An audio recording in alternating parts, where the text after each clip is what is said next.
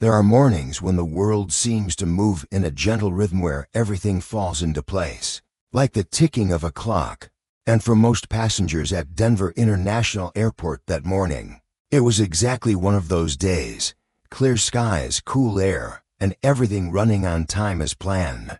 Lines of travelers filed through security, luggage rolling gently across the gleaming stone floors, while the female announcer's voice echoed steadily from the intercom.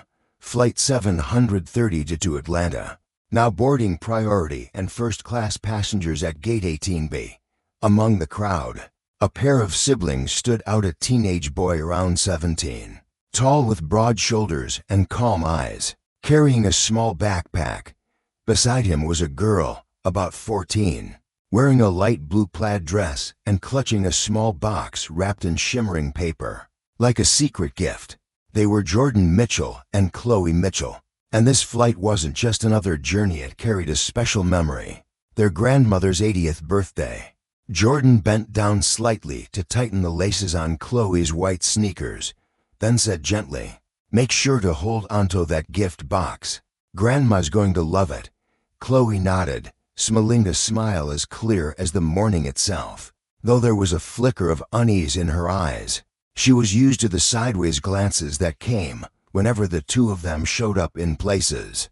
People didn't expect kids like us to belong. They both held first-class tickets in hand, each one printed with a crisp barcode, clearly marked seats to A and to B, and stamped with the words "Priority Boarding First." These tickets weren't given out of luck. They had been reserved by Uncle Elliot Mitchell, a powerful figure behind many of the airline's operations. But for Jordan and Chloe, there was no need to boast. They were raised to understand that true worth lies in how you live, not in your family's titles. When the priority group was called, Jordan gently took Chloe's hand and led her toward Gate 18B. She still cradled the gift box in her arms, glanced up at her brother, and whispered, "Do you think anything weird is going to happen?"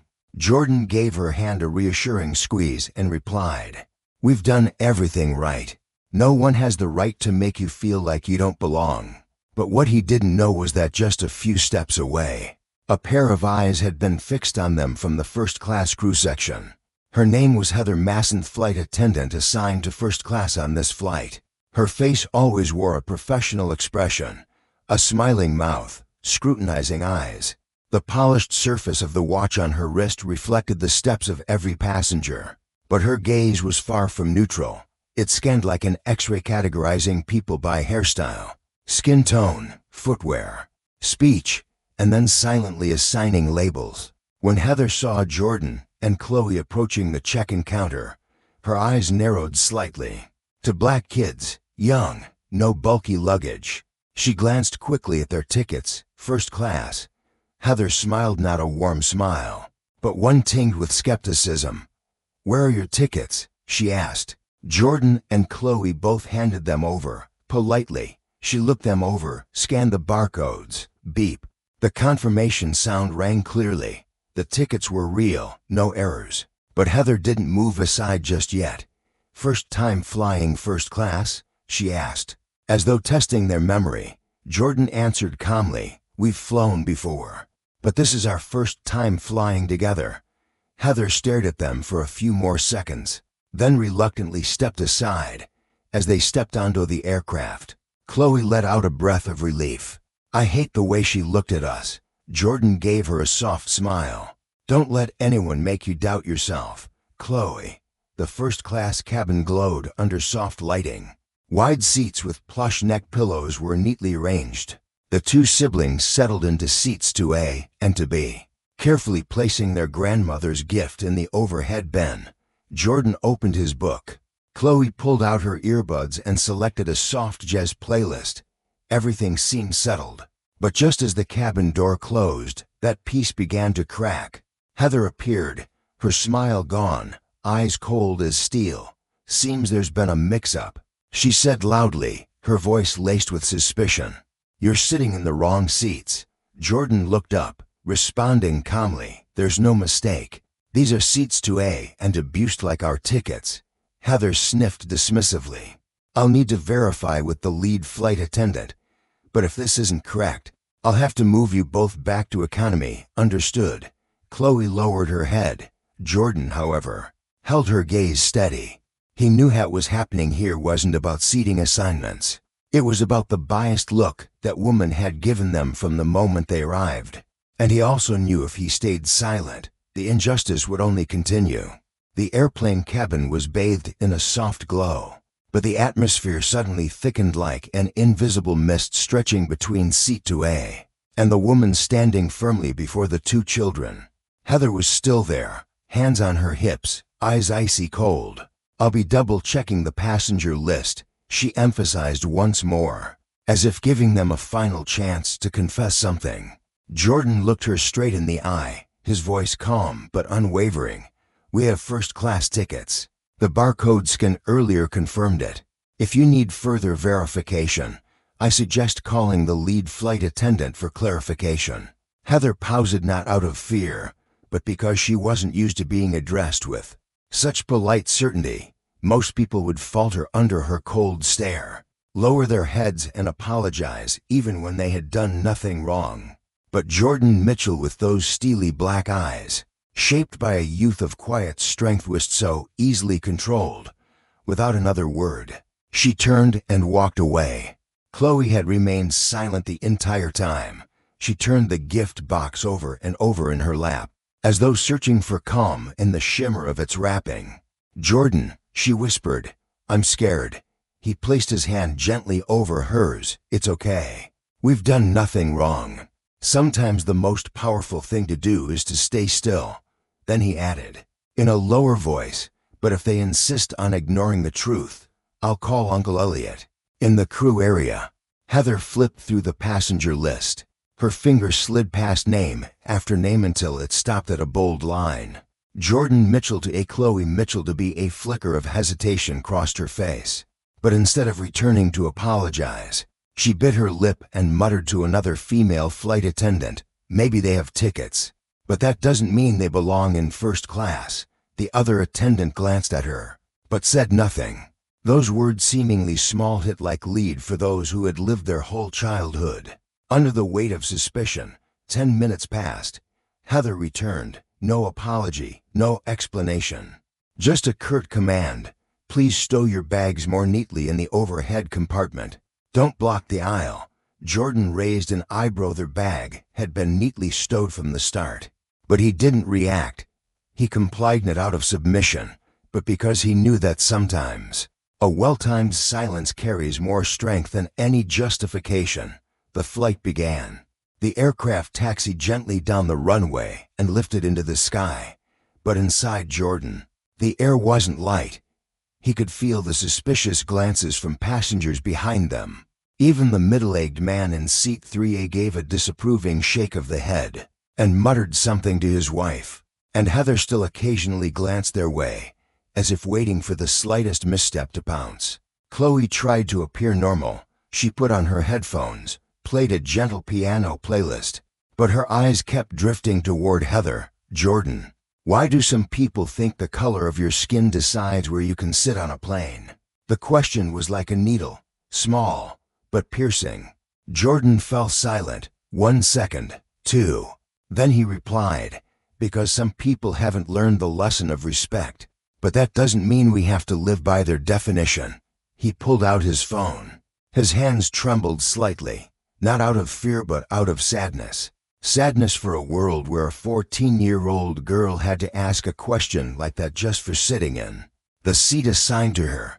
He opened his contacts. The most recent call flashed clearly. Uncle Elliot HQ office. He tapped call. At the headquarters of Aurelius Air, in a sleek glass tower in downtown Atlanta. Elliot Mitchell was in the middle of a meeting with regional directors, discussing post-pandemic strategies for rebuilding company culture, when his phone vibrated.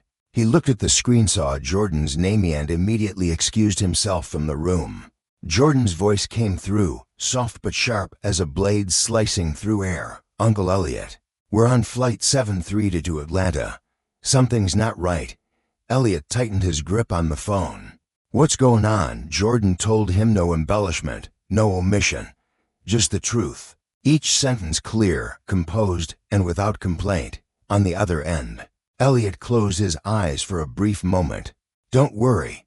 No one has the right to make you feel small when you're doing what's right. I'll take care of it. And that was when everything changed. Quietly, but profoundly. One phone call. A tap into a layer of authority Heather could never have anticipated. A wave beginning to rise beneath the surface about to sweep away arrogance built on prejudice. Flight 732 was cruising steadily at 35,000 feet. The sky over the continental United States was unusually clear, not a single cloud in sight.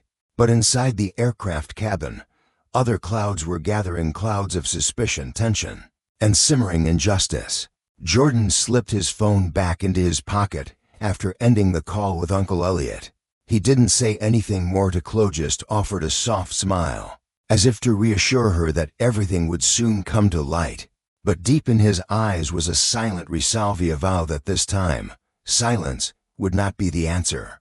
Across the sky, at the Aurelius Air Operations Headquarters, Elliot Mitchell was striding briskly toward the emergency command room where live communications with every active flight were closely monitored. He was Senior Vice President of Corporate Culture and Compliance, a title that might sound administrative, but the power behind it ran deeper than most people realized. He didn't knock. He simply pushed the door open and entered. Connect me directly with the lead flight attendant on Flight 732. I want an internal report immediately, Elliot said, his voice steady but firm. In the front cabin of the aircraft, the lead flight attendant, Susan Delaney, had just received an urgent internal message from headquarters. She furrowed her brows. This wasn't a routine transmission. It was marked, Passenger Behavior Review High Priority, followed by a specific note, Passengers Jordan Mitchell and Chloe Mitchell request full verification of initial interaction with Flight Attendant Heather Y. Immediately report all relevant incidents. Flight under live HQ supervision. Susan's heartbeat quickened, not out of fear but because she understood what it meant when the name Mitchell appeared in a directive flag for executive monitoring. This wasn't a minor incident anymore. She walked over to Heather, who was standing near the galley at the rear of the cabin. Heather, we need to talk. Privately. Heather frowned. What's going on? Susan led her into a private crew area and closed the door. I just received a direct order from VP Elliot Mitchell. There's been an internal complaint regarding your interaction with the passengers in seats 2A and 2B. Heather froze. That name Mitchell. It appears this matter is more serious than we thought. Susan continued, her expression no longer cordial. I need you to report exactly word for word, action by action, what took place between you and those passengers. Heather began to stumble over her words. She hadn't expected what she saw as a routine reaction to be escalated all the way to headquarters.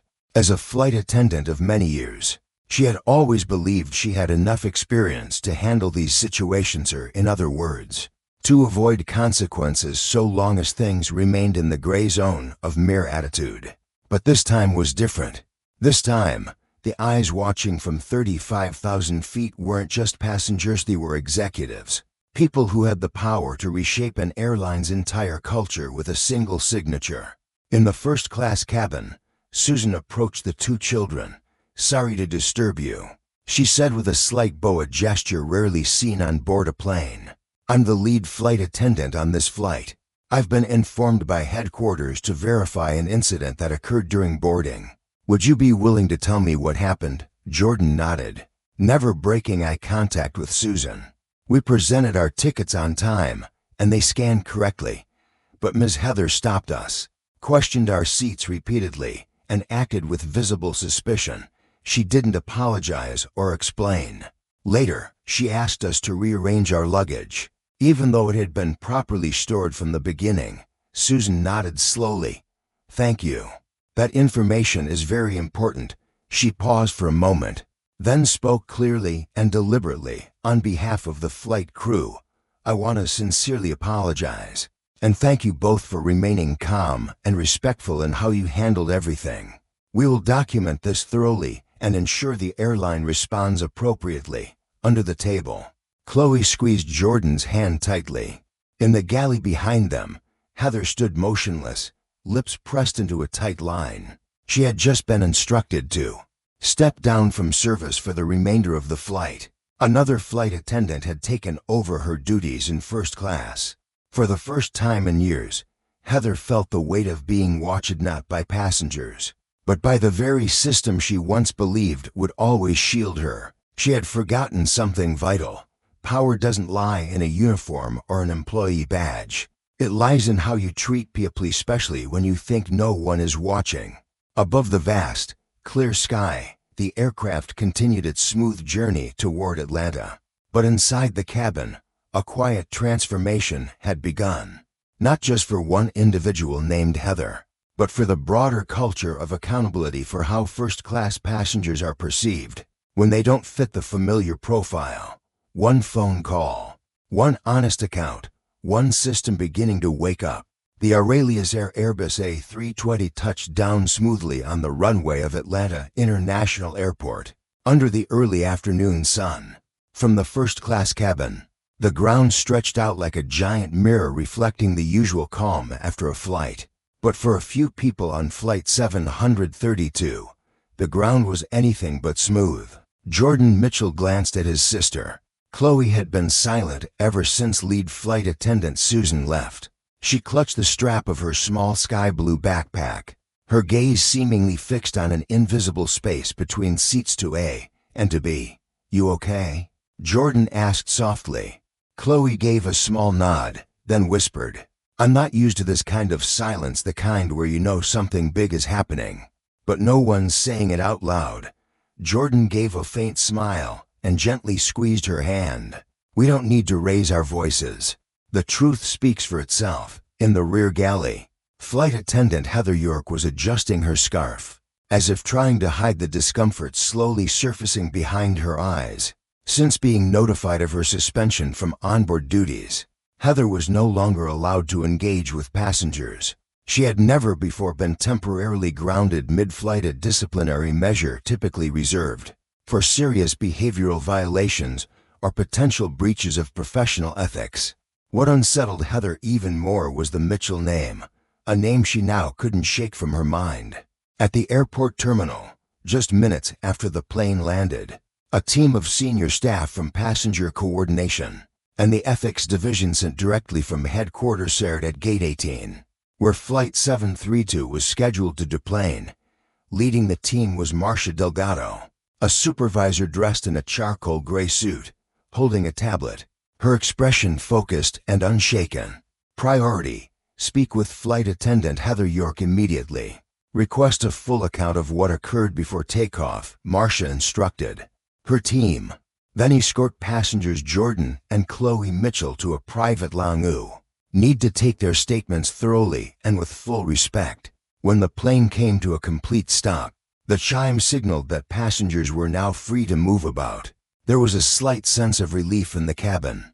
People around Jordan and Chloe began standing, retrieving their luggage from the overhead bins. But the siblings remained seated. They had been asked to wait for a special escort off the plane. Several eyes turned toward them. Some looked on with curiosity, others with quiet sympathy, and a few with uneasy, especially those who had witnessed Heather's interrogation earlier that morning. At that moment, Heather stood at a distance, held back by a senior flight attendant.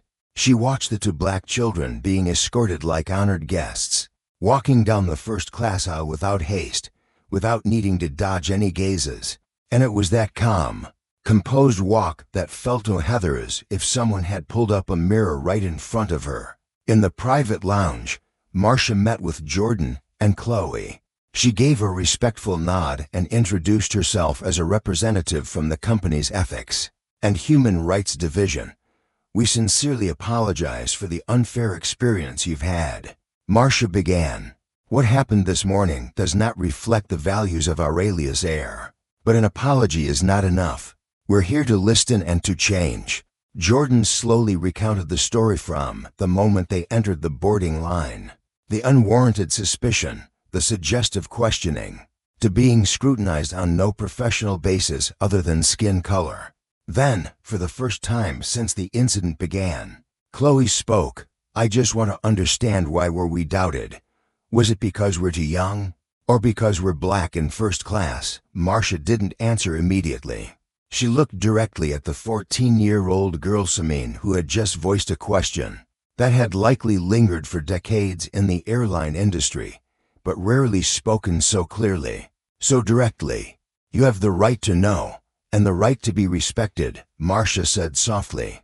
"That's something we need to fix starting today." At that same moment, back at Aurelius Air headquarters, an emergency meeting was underway with top executives, including Elliot Mitchell, who never once mentioned his relationship to Jordan and Chloe.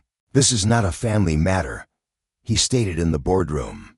"This is a test of our commitment to fairness." Another board member nodded. "If these passengers hadn't been your relatives, this might have been swept under the rug. That just proves our response system has a serious flaw." A decision was made after an hour-long closed session. Flight attendant Heather York would be suspended from duty, and a full internal audit would be launched focusing on staff training, hiring practices, and how crew members respond to passengers from minority backgrounds. Within hours, news began to leak. Several passengers had recorded short clips during the flight and posted them on social media, including footage of Jordan and Chloe being questioned, as well as their calm, respectful responses. The public quickly took notice. A headline read, "Black teens interrogated for sitting in first class. What does Aurelius Air have to say?" It was shared thousands of times by mid-afternoon, and soon, the entire country began asking, how many others have gone through this without an uncle on the executive board? That evening, just a few hours after Flight 732 landed, a 48-second video began circulating across social media platforms. The clip captured the moment Jordan and Chloe were sternly questioned by flight attendant Heather York in the first-class cabin. There were no raised voices, but the cold tone and baseless suspicion in Heather's eyes were unmistakably clear through the lens. The title attached to the original post read, "Black doesn't mean fraud." When first-class passengers get interrogated for their skin color within just 2 hours, the video had racked up over 2 million views, drawing thousands of outraged comments from the public. "Unbelievable. 2 kids had to go through this in 2025. Jordan and Chloe handled that with such poise. Grown adults could learn from them. This isn't an isolated incident. This is the system.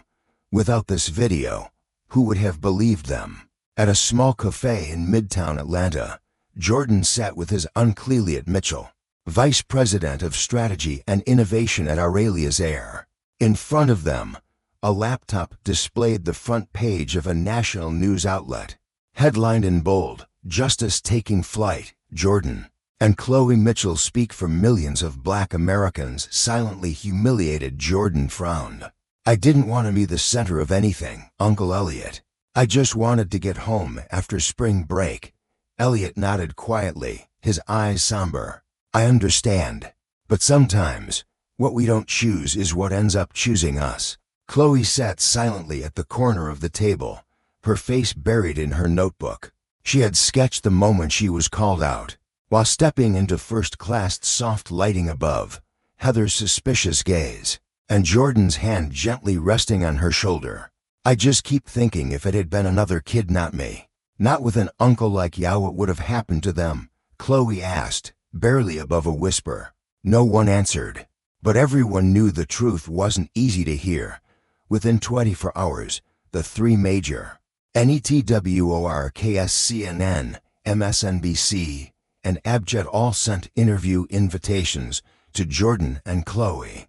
Civil rights advocates began referring to the incident as a national conversation starter about discrimination in the service industry.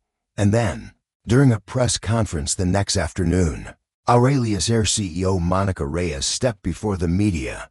No teleprompter, no prepared statement. She looked directly into the camera. "I'm not here to protect a brand. I'm here to protect the truth. And the truth is, 2 black children were unjustly questioned, interrogated, and humiliated in first class because of bias. That is unacceptable, in any context, for anyone, she continued, her tone deeper now. I have spoken personally with Jordan and Chloe. I didn't just apologize, I thank them for their grace, for preserving their dignity in a space where no one should have to fight to hold onto it. And I promise y'all from this day forward, no passenger will have to prove they are worthy of being respected. The next day, Aurelius Air announced the formation of a Bias Review and Equity Training Commission. Not only would the airline reevaluate its crew training and ground staff procedures, but it also announced partnerships with 3 major civil rights organizations to build a new program, Reflexive Bias in Professional Conduct. And that wasn't all.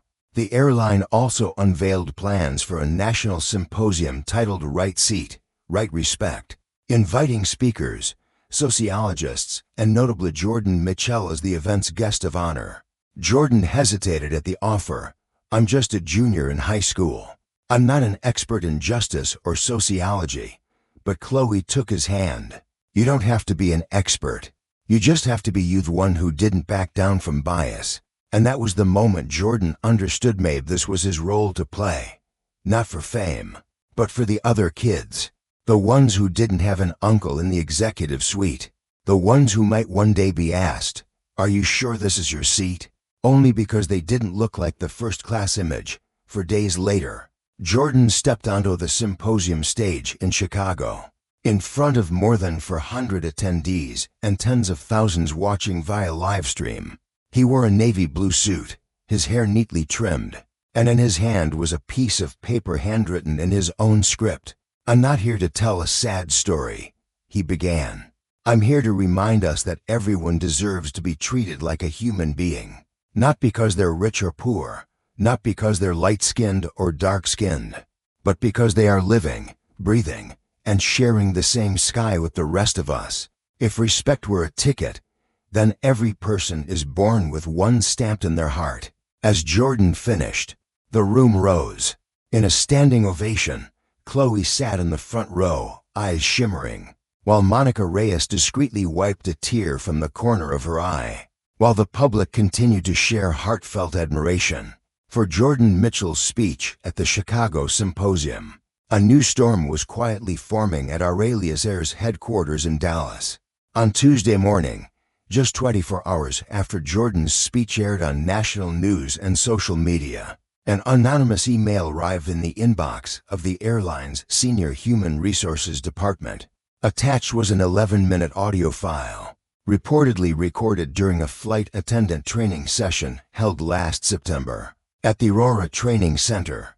In the recording, the voice of Heather Yorklear, cold and heavily suggestive, airing out, "We all know first-class passengers tend to have a certain standard. If someone walks in and seems out of place, unusual, check thoroughly. It could be a mix-up or something else." Another voice chimed in jokingly, "You mean like if they look like skateboard kids or young black people?" Heather didn't laugh, but the recording captured her flat, unapologetic reply, "I didn't say that." "But statistics don't lie, do they?" Silence, then scattered laughter. The audio file immediately exploded across internal departments. Legal counsel and HR mobilized in full force. The executive board held a 4-hour emergency meeting. Though no trainer would confirm the recording was made secretly, the voice was unmistakable. Monica Reyes, the CEO, didn't hesitate. She terminated Heather York the same day. But she didn't stop there. She ordered a comprehensive audit of all internal training content from the past 3 years, and announced the airline would fully collaborate with civil rights oversight organizations. At the afternoon press conference, Monica didn't dodge questions. She didn't hide behind statements. She looked exhausted but resolute. This is no longer about one individual. This is a pattern. And if we're too afraid to name it, every apology we give is just surface. Meanwhile, at Archer High School in Atlanta, Jordan was walking through the hallway when he received a text from his Uncle Elliot's assistant. "Check your email, it's big." Jordan opened his inbox. There it was, an invitation from the Federal Human Rights Commission. asking him to participate in a national dialogue as a representative of students who face covert discrimination in public spaces. Chloe, sitting beside him in the library, leaned over to peek at the screen. "What would you even say if you went?" Jordan paused, then smiled softly. "I think I'd start with, it's not that someone sat in the wrong seat, it's that we've been looking at the wrong people." At that same moment, a woman named Janice Reynolds, a retired housekeeping staff member, walked quietly into the Aurelius Air corporate office. She had worked at the Aurora Training Center for 14 years. Janice had overheard that training conversation while wheeling a cart of towels past the staff lounge. She had never spoken a puddle. The audio surfaced, and then she knew. Now was the time to tell the truth. She met privately with Monica Reyes, bringing with her a personal notebook where she had jotted down a brief transcript of the conversation, including the exact date and time. "I can't keep this to myself any longer," Janice said. "I don't want her to grow old carrying the weight of silence." I heard those words, and I know it wasn't just a one-off. That attitude is more common than people think. Monica took the notebook, her hands trembling slightly. "Do you realize that one small action from you could change an entire industry?" Janice smiled gently. "Maybe I don't have the power to change the whole industry, but at the very least, I can make sure kids like Jordan and Chloe know someone saw, someone heard." And this time the grown-ups didn't look away. The press picked up the story. Dozens of think pieces appeared across media outlets. Unconscious bias in the airline industry. From cabin to classroom. How deep are organizational stereotypes? Right seat, right lens, shifting perceptions in first class. Other airlines followed suit, announcing internal audits of their own. No one wanted to be the next Heather York. On a quiet rainy evening, Jordan stood at his bedroom window, watching the glimmer of car lights in the distance. Chloe walked in, holding two cups of hot cocoa. "Do you think it's over now?" she asked. Jordan shook his head. "Not yet. But at least this time people didn't stay silent." Evening had arrived, but the newsroom of KZC News remained brightly lit. The lead journalist of the network's Truth Perspective program, Diane Rutherford, sat poised in the studio. In front of her was a carefully prepared script. Tonight's guest, none other than Heather York, the former senior flight attendant recently terminated in a scandal that had rocked the entire airline industry. The program aired live, headlined boldly, "From veteran attendant to public scandal, Heather York speaks out." As the cameras rolled, Heather appeared in the frame, impeccably groomed with her hair neatly tied back and a beige blazer. But upon closer inspection, viewers could see her eyes darting nervously, her fingers subtly gripping the hem of her jacket. Beneath the light makeup was a storm threatening to erupt. Diane began gently. "Ms. Heather, the past few days have clearly been intense. What made you decide to come forward tonight?" Heather took a deep breath before replying. "I'm not here to defend myself, but to clarify. I am not the person the media has painted me to be. I've worked in this industry for 22 years. I've been awarded. I've trained hundreds of new attendants." She paused, her eyes welling up with tears. "I've been cast as the villain over one incident, but I truly believe there's been a grave misunderstanding, perhaps with political motives. Deliberately leaked a manipulated recording." Diane tilted her head slightly. "So you're saying the audio doesn't reflect the true nature of your remarks?" Heather nodded firmly. "Exactly. I was addressing the importance of vigilance around passengers with unclear credentials regards of who they are. I never referred to race. But people hear what they're already predisposed to believe." Meanwhile, social media lit up. Comments scrolled relentlessly across the live broadcast. "Another hollow denial. 22 years in the field, and she still hasn't learned the basic lesson. You don't judge people by their skin color." Right after the broadcast, a woman named Claudia Myers, a former internal supervisor at the Aurora Training Center, sent an old video to the KZC News inbox. The footage, dated 2017 and sourced from a security camera, showed Heather York standing in front of a group of trainees. One line rang out loud and clear: A good flight attendant doesn't just serve the anticipate. If someone's attire looks off or they seem like they don't belong, you keep your distance. Sometimes, your eyes are your best weapon. No one forced Heather to speak. There was no context to soften the tone, just her direct, proud, and deeply prejudiced. Once authenticated, the clip went viral across platforms, crashing like a cold wave against the carefully constructed image of a misunderstood woman that Heather had tried to build before millions of viewers. Back in Jordan's home in Atlanta, the family sat watching the program together. When the clip played, his grandmother, normally calm and measured, fell silent. After a pause, she finally said, "My child, silence is not always wisdom. Sometimes it's where cruelty hides." Jordan held her hand. But this time, people spoke up, and the truth didn't stay buried. The next morning, CEO Monica Reyes appeared in a company-wide internal video, addressed to all 37,000 Aurelius Air employees. Her voice was low but unwavering. This incident was not random. It was the result of our prolonged acceptance of soft suggestions, instead of confronting hard truths. Starting today, I make this comment meant no one in this organization has the right to pass on distorted values. Under the guise of professionalism, she announced the formation of a new ethics committee, to be led by 3 individuals outside the airline industry: a civil rights attorney, a social psychologist, and most notably a high school student. That student was none other than Jordan Mitchell. In a later private interview, when asked how he felt about being selected, Jordan simply smiled. "I don't represent everyone, but if my voice makes even one person stop and reconsider before judging someone else, then I've done what I was meant to do."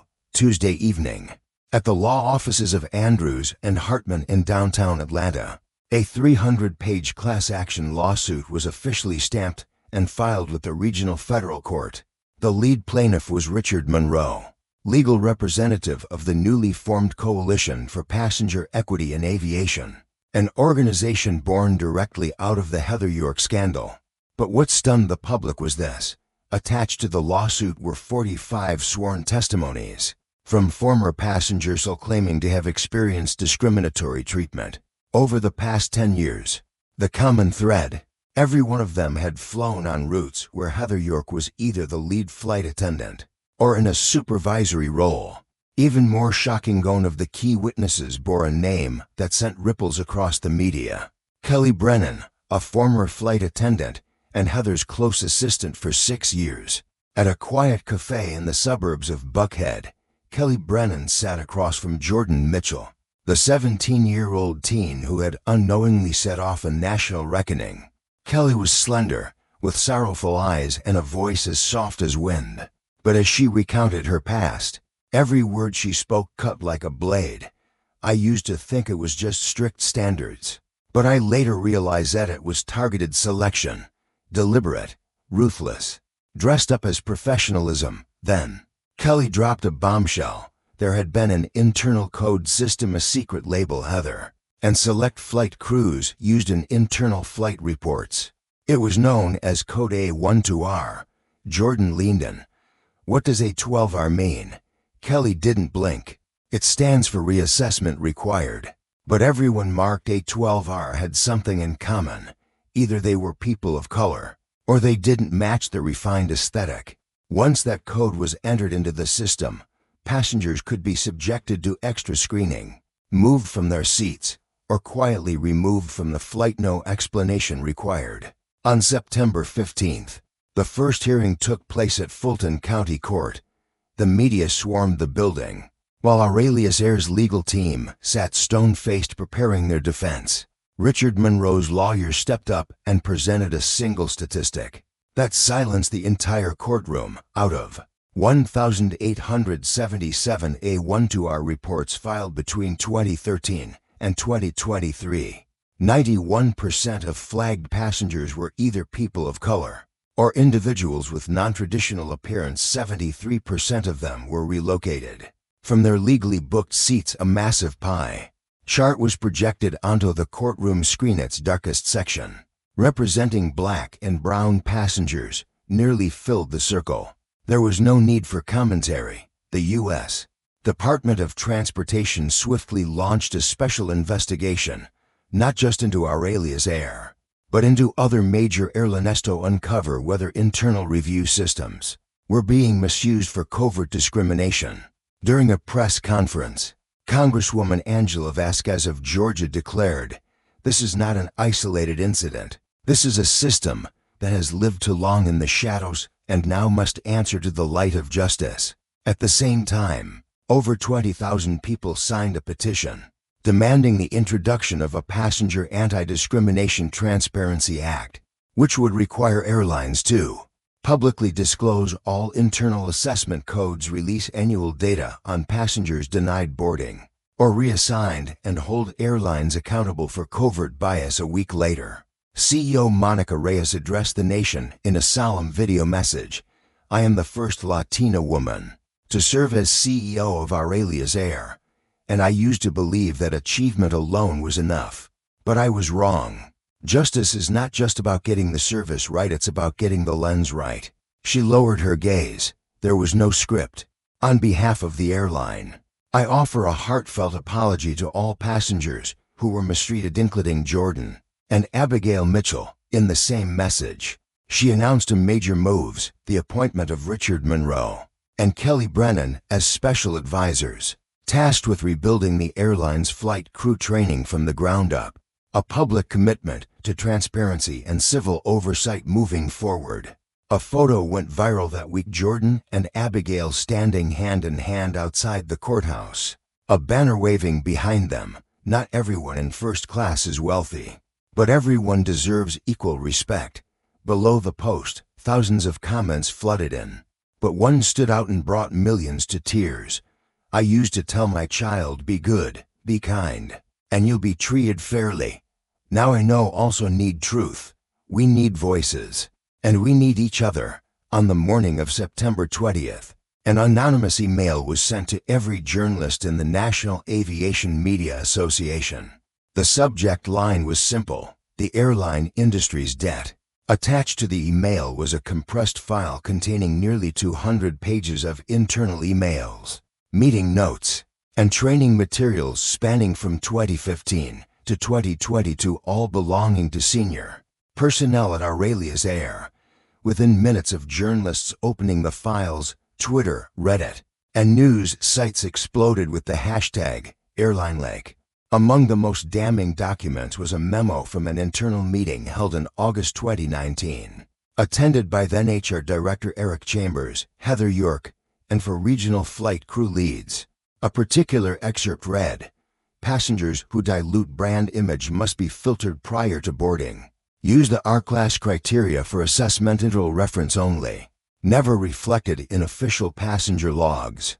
The language was meticulously worded, careful to avoid terms like discrimination, race, or exclusion, but phrases like dilute, brand image, inappropriate attire for first class, and especially R-Class, short for reassessment class, stood out as a veiled confession. Most alarming, many of the documents bore Heather York's signature. That same day, the Senate Judiciary Committee announced a federal investigation into several airlines suspected of using covert bias training systems programs with no official name, never made public, but quietly embedded in executive-level training modules. Transportation Secretary Alan Forsyth declared, "If any airline laughed at passengers without designer shoes, or quietly removed someone because of their skin color or hairstyle, they haven't just broken laws, they've betrayed public trust." As the scandal unraveled, Jordan Mitchell found himself unable to sleep for nights. He kept rereading the comments, the letters sent by strangers. Some hailed him as an inspiration, but others stung more deeply. "You're damaging the image of Black Americans by letting this go too far. The airline industry is in chaos. Are you ready to take responsibility for that?" Meanwhile, Richard Monroe, his uncle, his attorney, the man who once vowed to defend the family with honor, was under pressure. The board of the firm he served on was urging him to preserve his image and back off. That night, uncle and nephew met on a quiet, windowless hotel balcony. In Jordan's hands was a printed stack of the leaked documents. He placed them gently on the wooden table and looked up at his uncle with clear, steady eyes. "Uncle, if we stop nohow, are we any different from all those who stayed silent before?" Richard was silent. He looked at his teenage nephew, older than his years, eyes red from sleepless nights. And he knew Jordan's maturity hadn't come from books, but from pain endured too early. The next day, at the headquarters of the Commission for Passenger Justice and Equality, Richard Monroe appeared alongside Jordan Mitchell, Kelly Brennan, and Claudia Myers, three key witnesses. They didn't read statements, they spoke. Clearly, calmly, truthfully about the internal codes, Code A1 to our class, and the silent nods from upper management whenever a passenger was removed from a flight, for no valid reason. Jordan said, "I don't want to be a hero. I just want that one day when I take my child on a trip. I won't have to whisper, be extra careful. Don't make them think you don't belong." The room fell silent. Then applause, not thunderous, but deep and genuine. After the press conference, several high-ranking executives resigned, including Eric Chambers. Heather York, who had once denied all accusations, was subpoenaed as a federal witness in the upcoming hearings, but no one expected what came next. When asked to deliver her final remarks, Heather broke down in tears and whispered, "I used to think I was just a cog in the machine. Now I realize I became the barrier. For the first time in over 20 years, Heather wasn't giving orders. She wasn't standing at a distance. She was part of the truth, late, but not too late to help lift the fog that had shrouded the airline industry for decades. 3 months after the nationwide investigation shook the foundations of the U.S. airline industry, Hartsfield-Jackson International Airport in Atlanta was more bustling than ever. But today was no ordinary travel day. At Gate 17A, a line of text lit up on the lead board, rendering passengers and reporters silent. Flight 1776, Flight for Dignity, honoring equality in the skies. There were no grand promotions, no flashy banners, just a Boeing 787, with a new emblem on its fuselage, a silver ladder rising into a blue sky, a symbol of human dignity, ascending beyond limits. The passenger list that day wasn't arranged by fare class, but by lived stories.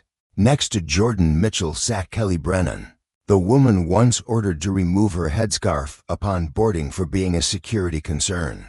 There was Mr.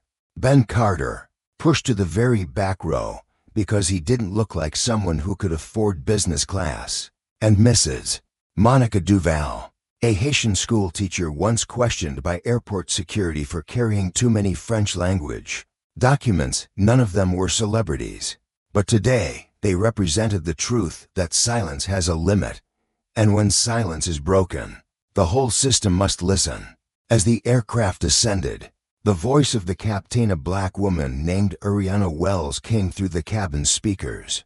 Her tone was warm, steady, and each word felt like it touched the heart. "Ladies and gentlemen, today's flight is not just a journey, it's a recognition, an apology, and a step toward a future where skin color, faith, or appearance no longer determines your seat in the sky." No one spoke, but every breath, every glance felt like it was soaring not just at altitude, but in renewed belief in human dignity. In seat 2A, Jordan gazed out the window. Sunlight streamed through the clouds. He remembered the moment he was forced out of first class simply because of a snap judgment, and now alongside his uncle Richard, who was seated at the front, not because of status, but because his story had awakened a system long asleep. At the press conference held right after landing, the Inspector General for Aviation announced the passage of the Jordan Passenger Rights Act, the first federal law mandating that all airlines must publicly disclose criteria used when denying passengers service, record and store all staff passenger interactions at boarding gates, establish an independent passenger dignity council at every major airline, where complaints must be addressed within 72 hours, require recurring implicit bias training for all frontline staff from gate agents to flight attendants. But perhaps most moving was this: Jordan Mitchell, the teenager who was shouted at and dismissed, was now officially appointed as Youth Honorary Advisor to the National Interagency Council, helping shape policy for the next generation. A few days later, Jordan received a letter. No return address. Only a handwritten note on the envelope, from someone who once misjudged. Inside was a letter from Heather York, the former senior flight attendant. Dear Jordan, I cannot change the past, but I hope you understand regret is not a plea for forgiveness. It is a commitment to never let this happen again. Thank you for not staying silent. At the bottom was her signature Eshiki, vulnerable from a woman who once believed she was simply doing her job, until truth forced her to confront herself. Justice isn't something we're born understanding. It isn't instinct, it's a conscious choice. And the journey toward fairness sometimes doesn't reside in laws, but in conscience and courage. Too many, Jordan was just a black boy who was yelled at. But from that single moment of humiliation, he made a nation look again at how we judge, both subconsciously and deliberately. And because of that, the science thought to belong only to the privileged was open just a little wider for us all.